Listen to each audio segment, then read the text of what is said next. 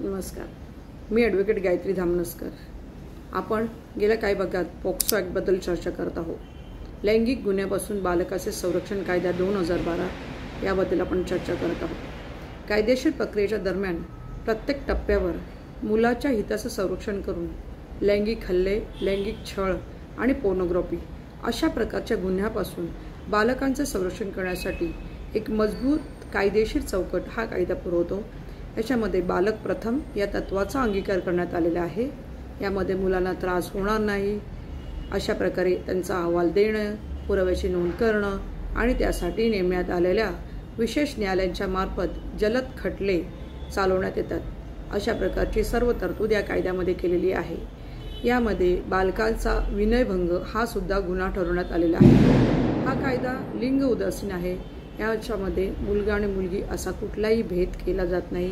याच्यामध्ये बालक प्रथम या तत्वाचा वापर करून हा कायदा वापरलेला आहे। तर चला आता या पुढील भागात अजून काही माहिती घेऊन लवकरच भेटू। तोपर्यंत धन्यवाद।